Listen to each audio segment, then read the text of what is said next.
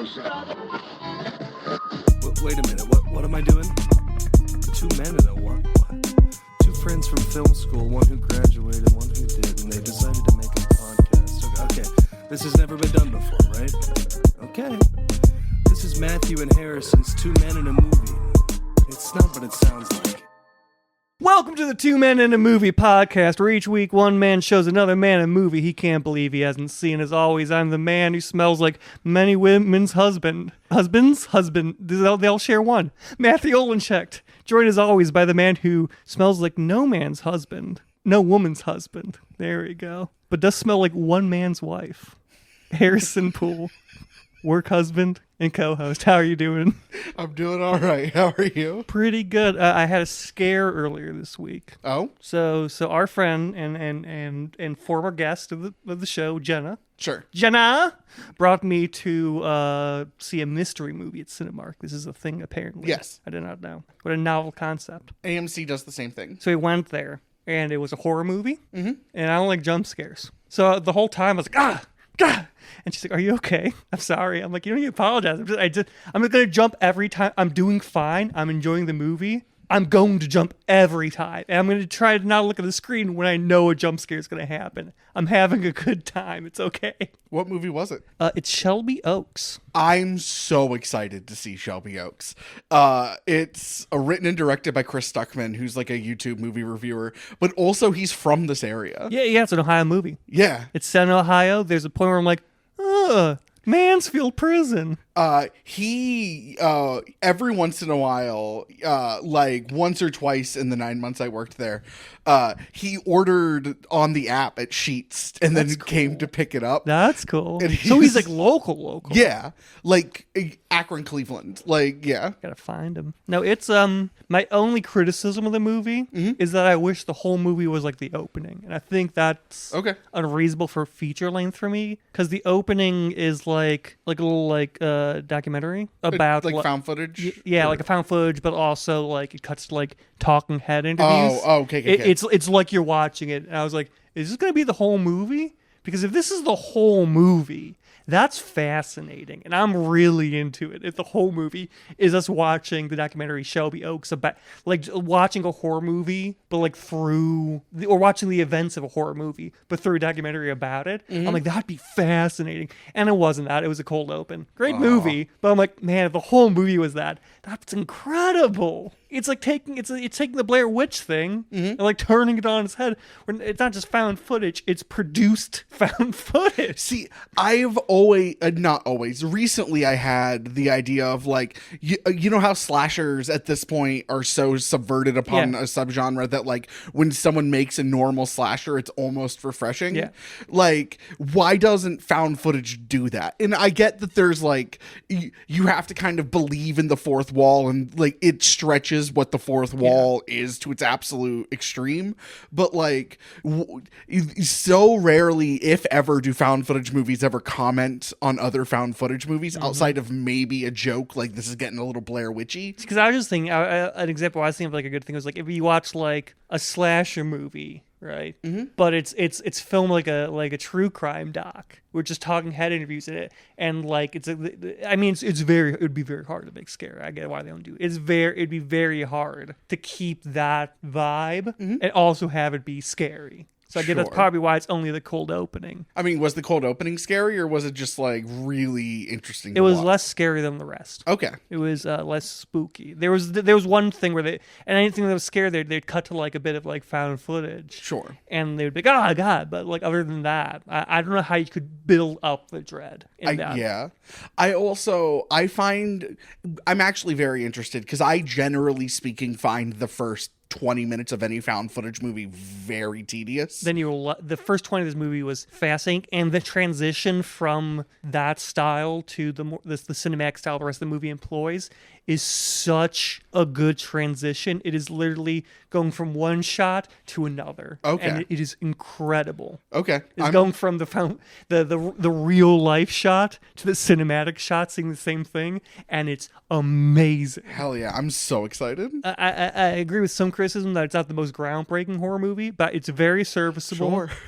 It doesn't need to be like brand new. It's a fun horror movie. It's a fun horror movie. There's exactly one moment towards the end. So I want to see if you can find it. Maybe experience something where everyone in the theater chuckled. There's not like a ton of like relief from the tension, but there's just one out of place moment where he just like, and then like the whole fucking like theater just laughed. I'm like, that's good. This guy's good. This guy's good. Yeah, he's like a YouTube movie reviewer, but he also does his own short films. I can tell because this is a project he's wanted forever. He made a very good not a proxy. What's the epoxy? Sure, like a copy of something. It's epoxy, right? Like a Xerox. It's like a term. Epoxy's glue. Yeah, no, like a Xerox is the copy machine. Yeah, but it's not Xerox. It's like an E word. Doesn't matter. He makes a very good example of like early YouTube videos. Yeah, that's part of the plot. And like the graphics in there, I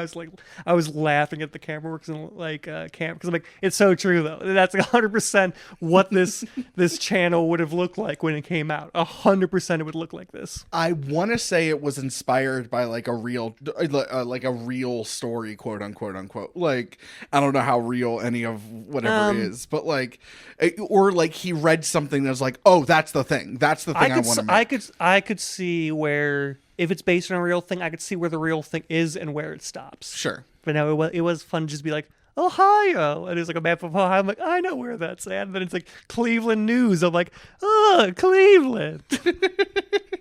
Ohio. Hey, that's Mansfield Prison. How they make it look so spooky. I know when it actually comes out, which I want to say is later this month. I'm not against doing a show, like an episode on it. Yeah, we should do an episode on it. It's good. I will say the other criticism I have is that the last 10 minutes, chronic horror movie protagonist brain. The whole theater's like, no. I'm like, you've been you haven't been smart. You made some really bad choices, but they're like not stupid choices. You just made some questionable choices. You were making dumb choices here. And I'm sure when you see it, you'll be like, oh, emotions. But like, I was like, what are you doing? Also, if you don't know you're in a horror movie, like at that point, she knows she's in a supernatural horror experience. Okay. And I told Jenna, and she didn't agree with me. I'm like, honestly, I feel like the ending could have been like, I feel like a lot of trouble in this movie could have been resolved if she just got a Catholic priest to do like exorcisms. Okay. You never see that in horror movies, I realized. You never see someone like, I'm gonna try to get a priest to do an exorcism, except in The Exorcist. Do they bring in an exorcist into the first Conjuring before they bring in the? I haven't seen that. I haven't seen The Conjuring. I don't. It bothers me in the same way that I know that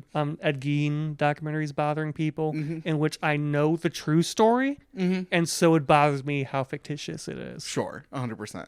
Also, the fact that the man does not look like Patrick Wilson at all. They got the handsomest man, truly the handsomest man. The issue is, how many leading caliber actors are there that are like dumpy, ugly men? In 2000, when that first one came out, 2011, let's say, not many. Like, there's not that. There's like to play the Penguin, they had to make Colin Farrell not Colin. Is it Colin Farrell? No, it's the other one. Yeah, it's Colin Farrell. Colin Farrell. Like they had to do like prosthetic work to make him ugly. Also, have you seen the interviews where he just complains about the fat suit he had to wear the fat suit all time and how much he hated wearing it? And I'm like, we didn't ask you to do that. There are so many fat actors who could play. Also, you're kind of saying I hated living in my body. Like two things. One, the director made him do it. Sure, he's an adult. Sure. Yeah, but he's offered a job, and we complain about things we choose. Like you choose to you do things that you complain about. I get it. I get complaining about being like, fuck, this sucks. Sure. Because you're an actor. Like even if you enjoy doing the role, there's gonna be something you're like, fuck. It's like people in Dune were like, fuck, there's so much goddamn sand. Sure. Or what's her actual name? Amelia Clark complaining about like, yeah, we were fucking filming in like a quarry for like years in just like 100-degree weather. It fucking sucked. Oh, sure. And 2, yeah, no, I imagine it's uncomfortable to be fat. There are times it's incredibly uncomfortable, and then for the most part, you're kind of just used to And it. imagine if it wasn't like fully part of you. That's the thing. I have been thin, and The fat, it's the same. the fat sweats on a being, but not on the penguin. That's just holding in heat. It's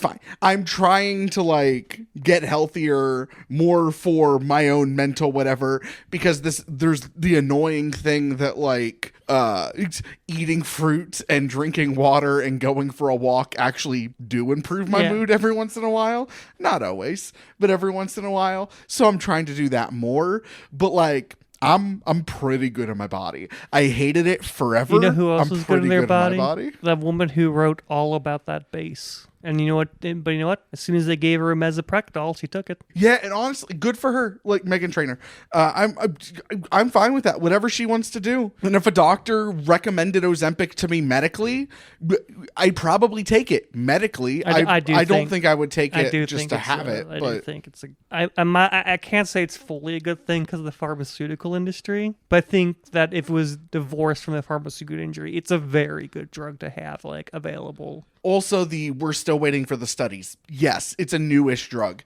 It has been used in the market for almost 30 years. People have been using Ozempic for its side effects for like a decade. We kind of have an idea. Or like doctors who study this shit, not me, I'm a stupid person, but doctors who study this shit kind of have an idea relatively how it's going to turn out. I mean, I did my own study on it, and it's good. Yeah. I took a bunch of fat rats and I gave them it, and they got thin. I'm like, "How you feeling? You feel like you're gonna die?" And they went, "Because they're rats." Yeah. And I took that as a yes, though. Okay. And that's science. Because my mom's a nurse. And my mom's a physical therapist. That doesn't mean I know anything. That means you're very knowledgeable on things related to physical therapy. You get if you said something like someone was doing something in like a basketball game, and you said that's bad for their bones, I'd believe you. Okay. It's how the world works. If you have a little bit of anything in you, it's the entire aspect of you. Sure. That's why I'm Romani now. You're insane. It's my culture. Don't make fun of my culture. I didn't make fun of your culture. Hey, to some people, having 1% Romani blood means you're Romani. You know? Sure. We call those people virulent racists. I was gonna say 1 drop rule. Like, what are we talking about here? But it is fun to just like I see someone making fun of like a Scandinavian. I'm like, I'm like 5% Scandinavian. How dare you? Have you seen the poem? The poem something like thoughts from a quadroon or some shit. No. Like, so it's this woman who is a quarter black and identifies as black in whatever Live Your Life. Visibly, she is slightly tan, but she could pass as white. And in in the poem, she's like, I'm 3/4 massa and 1/4 coon, and also has the line, Obama is a mulatto. That's the 1 drop rule. I love her. Is she single? I don't know. Look her up. That's a person that understands their culture. I'm listen. And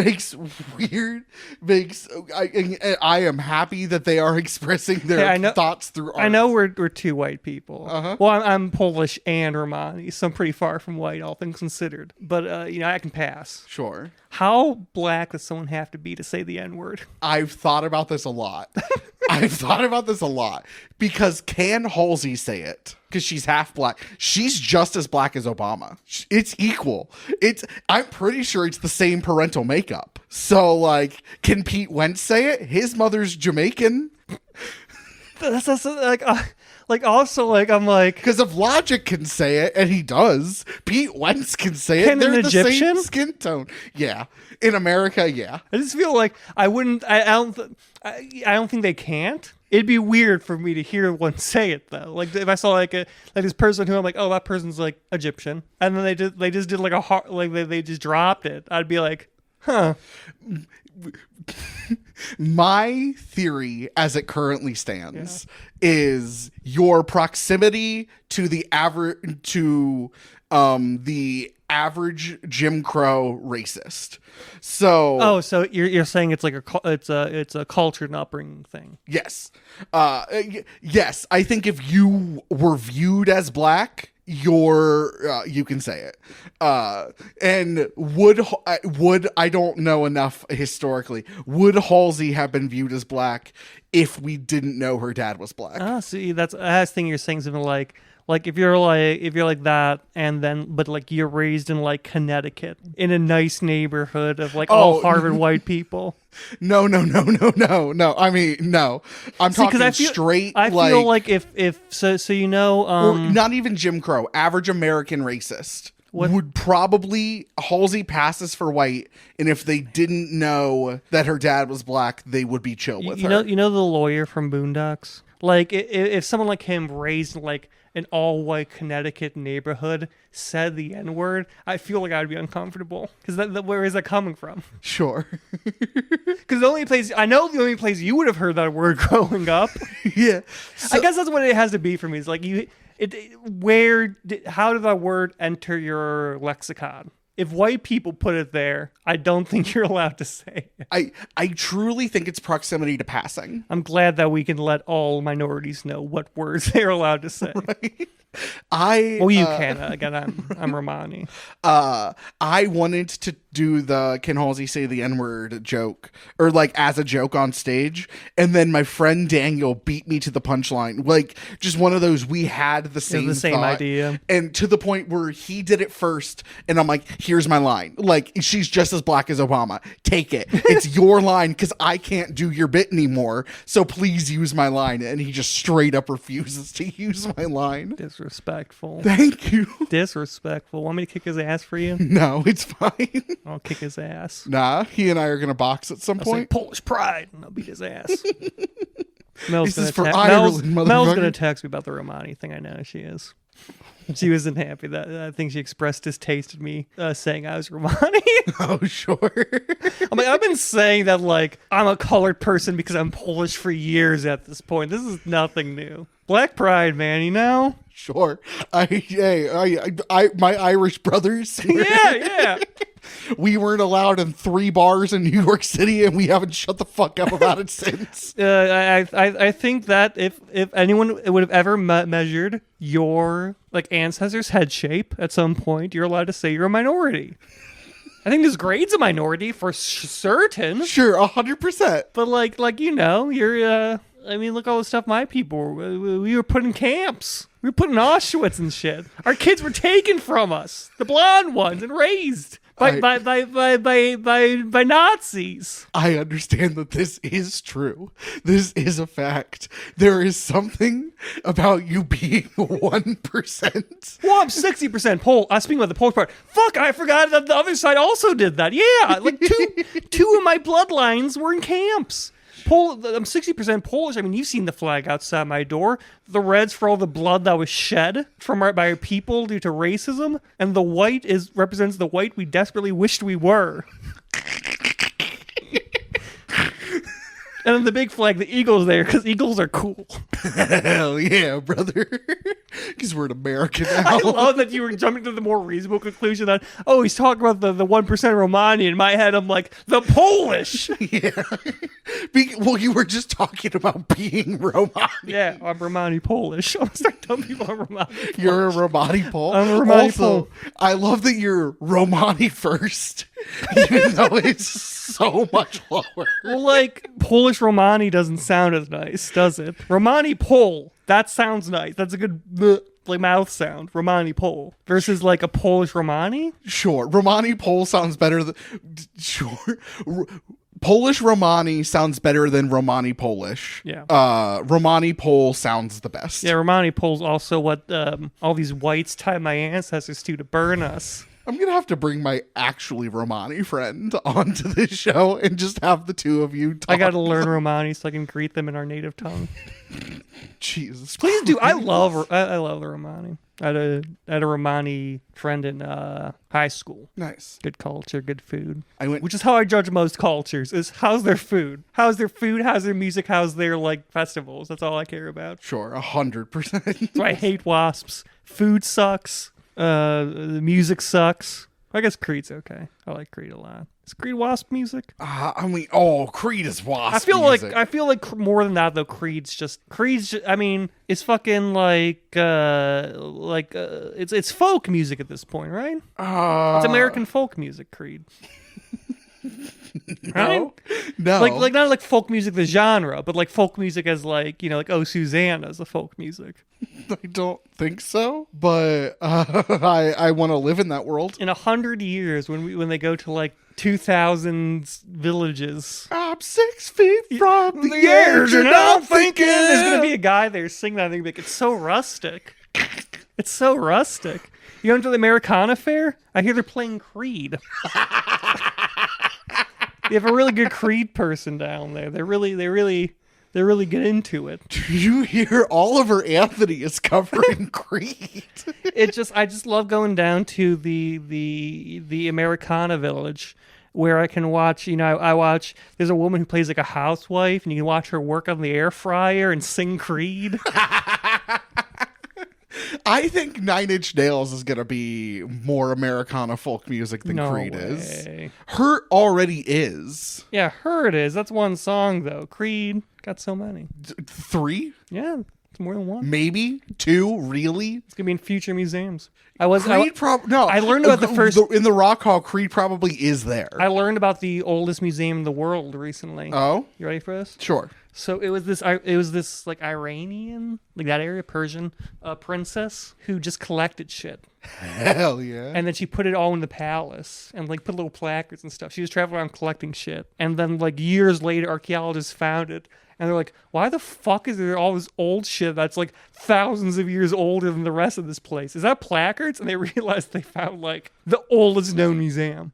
Did you hear about the people who broke into the London Museum? Yeah. There's a lot of good Lupin the Third memes about it. I've been seeing Mission Impossible. Impossible. Yeah. Nothing surprises me anymore. We're living in the most chaotic timeline. Reality's completely fallen apart. The thing that makes me chuckle is that they found the crown directly outside the museum, which means they grabbed it, started running, realized, oh shit, I can't handle all of this, and just dropped some. Maybe they didn't like it. Maybe they're like on the way, they're like, actually, this crown kind of sucks. If they don't sell it, they're not going to get caught. That's where most people fuck up. Yeah. So I don't know what they have to gain. I guess breaking the diamond down into smaller diamonds so that it's not as easily traceable, but or melting the gold into forming other gold. I think you're kind of like also overlooking the fact that you can put it on and pretend to be a French monarch. Maybe it's for sexy roleplay. You want to get a little high, fucking someone who's wearing the French royal diamonds, pretending to be like King Louis? Sure, I get the appeal. Come into my fuck room. It's got a bed and all the great masterpieces of the world that I've stolen. Like, as you're being Muppeted, you just like get to look at the Mona Lisa. Like, your? Well, they're rearranging my guts. I'm staring at the ceiling, and there's a Picasso. It's like I feel that's like my tummy. Right, that's me. That's my ass. It's an immersive experience. I just feel that's more class than what I normally do, which is just throw Muppets all around the fucking room. And I like, so, you know, like I'm being torn apart and I'm holding Kermit's hand. I'm like, I feel you, brother. Stupid. This is our dumbest bit. I genuinely thought Ken Halsey say the N-word was gonna be our dumbest bit of this episode. This is the dumbest bit of the episode. Fucking stupid.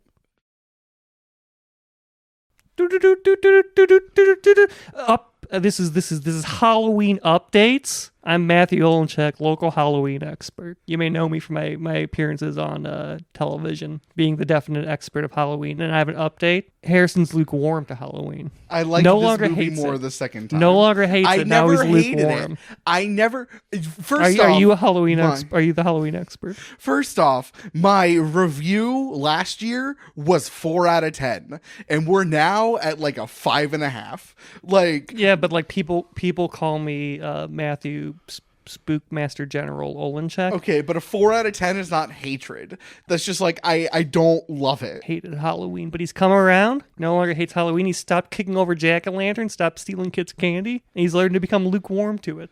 So he's giving out not fun-size Snickers, just the really kind of, or he is giving out fun-size, not the big ones. There's a Kyle Kinane joke about him moving to his neighborhood in Portland and being full-size candy bar guy, and how it freaked out his neighbors because he showed up with out-of-state plates in like September, and then immediately with no kids became full-size candy bar guy. And it was like, well, buddy, how can I tell if you're Spider-Man if you don't come over and let me see you? It's just the plate thing. I also double dip trick or treating because my mom's nursing home. They would. Me too. Yeah, Yep, yeah, and me too. they wouldn't always give like big bars, but there were so many people there that it didn't matter. You'd be walking with so much fucking candy. Yep. Because there's a bunch of old women who would just give you like they're giving you the equivalent of a big Snickers bar. Because they're just handing you handfuls of like the bite-sized ones. I miss nursing home trick-or-treating more than I miss trick-or-treating around my like regular neighborhood and my grandparents' neighborhood. There's sometimes I forget how much time I spent in a nursing home growing up. Like it just seemed like Yeah. not repressed, but I'm like it was so normalized. it was so normalized. Like I spent a lot, especially during the summers, like when I didn't have school and like I'd be sent off to some camp during the day. Sure. Oftentimes my mom would take me there, but she worked earlier, so I would be at the nursing home, like playing like Harvest Moon on a Game Boy. Yeah, me too. That's why I always associate Lorna Doone cookies with good health, because they always had Lorna Doone cookies. I'm like, yes, the cookies of nursing. My mother used to be the director of rehab at a place, and whenever I was sick or just like she needed to take me for some reason, she would, and I got to know a bunch of the patients there. At one point, I ended up just in one of the patients' room watching cartoons, eating Doritos with her. Yeah, and I love it. Yeah.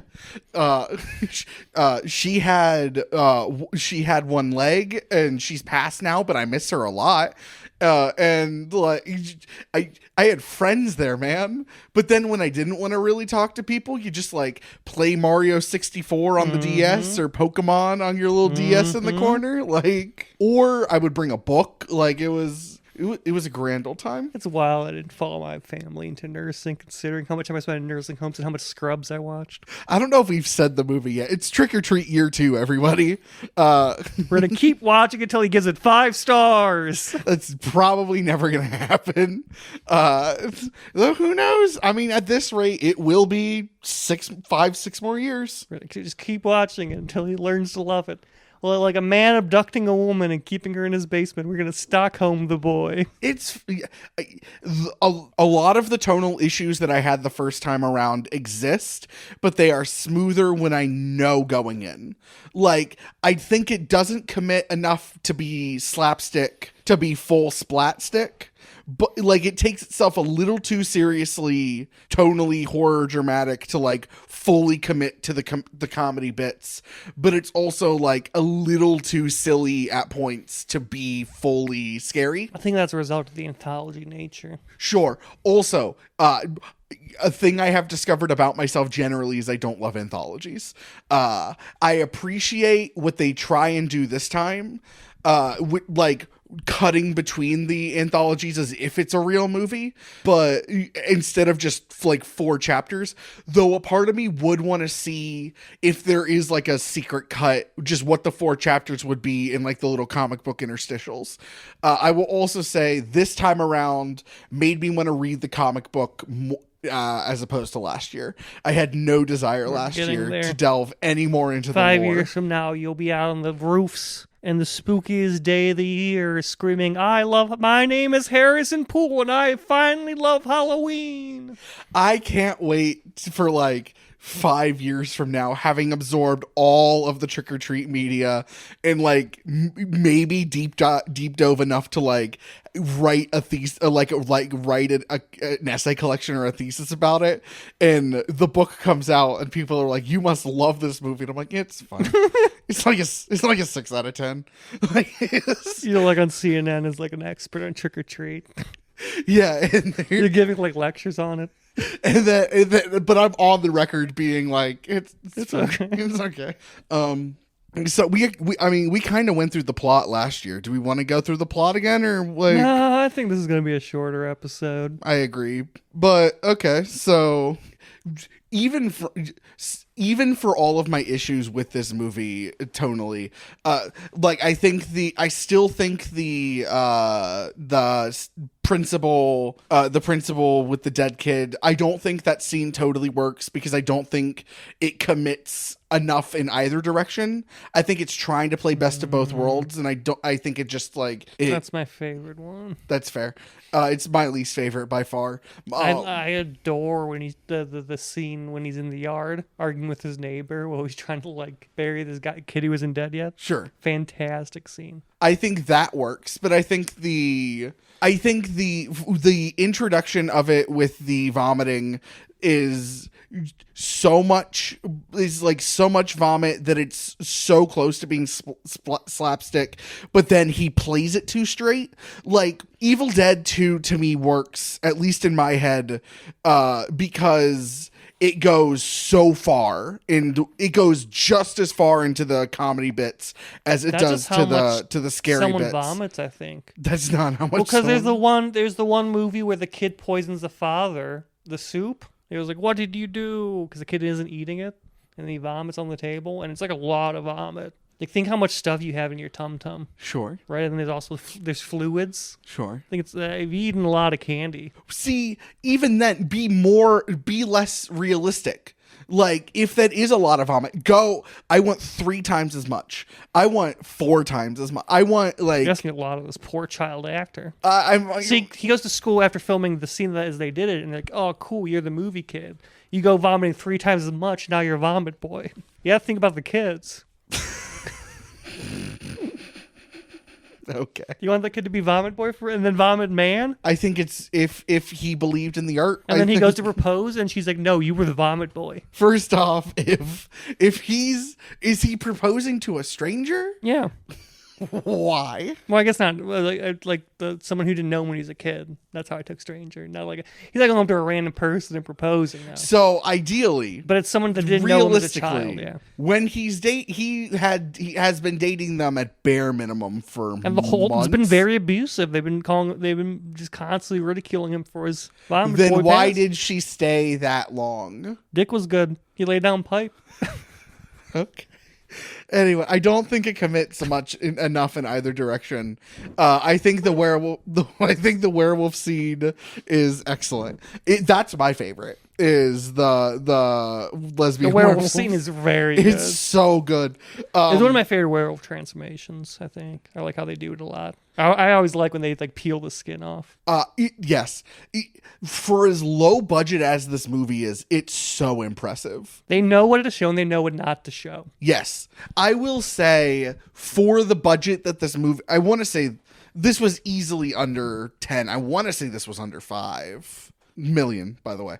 They made this for $4. No, in case the listener is like didn't know what I mean. They had to give. It was 12. I mean, still looks good. It was a $12 million budget, which is still nothing. I think a lot of that went towards the werewolves. It had to. It had to have. And you know what else? Probably locations. I feel like the quarry scene would have been expensive, and like the werewolf scene was probably expensive. That's probably where most of the money went to. The werewolf, I get. The quarry has a lot of like. Didn't they sink a bus? You see the bus sink, right? You see the aftermath of the bus. They didn't sink the bus like. I swear. Am I misremembering when they show the bus going into the water at the end of the flashback? You see the bus tipped over and you see the masks float to the top. Yeah, they had to put a bus in the water. It's money. Okay. Maybe they drove a real bus off the edge too, just to get it right. I mean, when we filmed Hellvan, we drove a real police car off the cliff. Yeah, that cost you like $14 million. All of Hellvan cost $50,000. It's millions of dollars to get a good bus. But the werewolves probably cost a bunch too. Oh, those werewolves probably were half this budget. Yeah, 100%. That was ugh. Which makes sense because, like, what's the other big effect? Samhain, Yeah. which is 90% in the dark anyway. So, like, it doesn't need to look amazing because you're not going to see a lot of it. Yeah. It's the Jaws idea of, like... But then you gotta like do the whole like werewolf transformation with skin that tearing has to off. look good. That has to look good. Not only does that have to look good because it's like you need it to look good, but that's in the light. Like that, if that looks bad, you can see it. But Samhain, his like pumpkin head, You don't want to look bad, and you don't want to piss off the werewolf fuckers. right? Exactly. They're an angry lot, and they're legion. There's a lot of them. For as much as I don't love this movie, this movie's fine. As much as I don't love this movie, Sam as a horror icon rules. Every moment he's on screen, I genuinely enjoy. It's the parts when he's not on screen. They're all so good. Like he's barely on screen for any of the principal, and so it's the worst one. And he's on screen a little bit more for the kids, and so it's a little bit better. It's still child acting, but it's a little bit better. He's there in spirit in the werewolves, and so he's there in spirit in every scene. He's the spirit of Halloween. Nah, the best parts of this movie outside of the werewolf ceremony are the parts when Sam is on screen. And every part where he isn't outside of the werewolf ceremony and the bookends, not worth it. Hates Halloween, folks.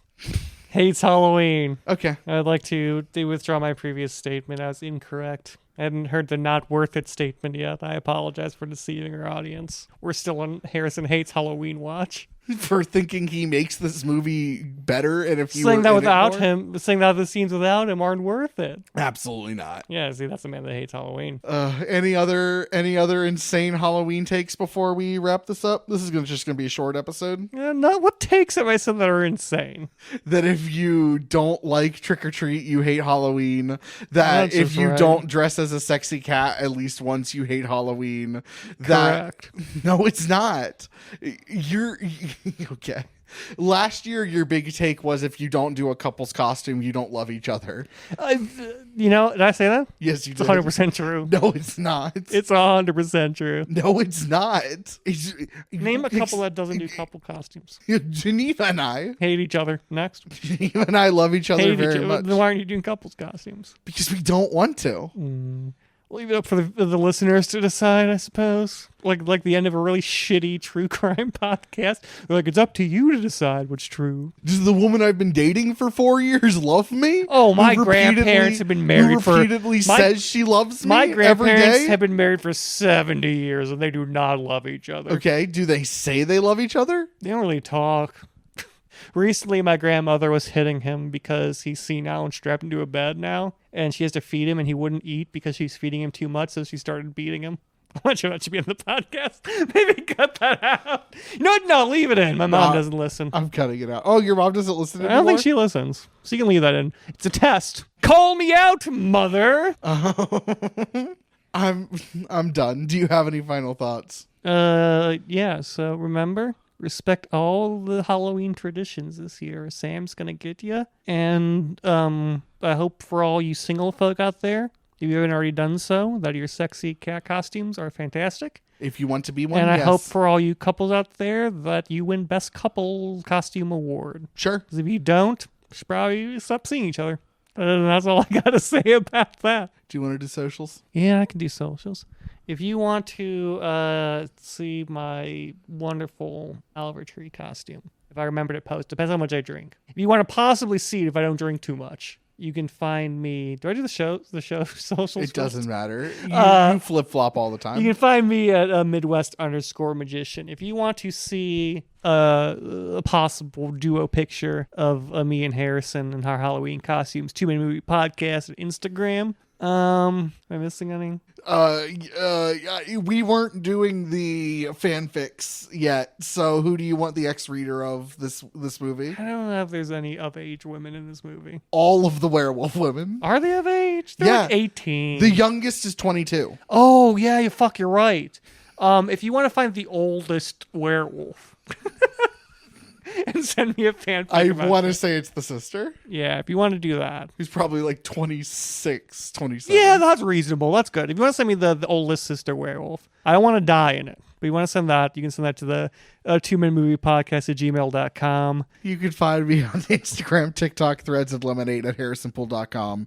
HARRISONPOOLEDOTCOM, harrisonpool.com. Or you can follow me on Letterboxd at HDPOOLE124. Every time I'm like, it's so long. Thank you so much to Tristan Hostetter for our theme music. Thank you guys for listening. This is our Halloween episode. Tune in next week for our first episode of November. We talked about still doing vampire movies. Are we doing that? Are you going to bring Francis Ford and I bring John Carpenter? Maybe. I do want to bring Superman. Okay, we'll figure it out. Anyway, tune in next week for whatever movie we decide. Thank you for listening. So long and good night. Hugs and kisses. This is Matthew and Harrison's Two Men in a Movie. It's not what it sounds like.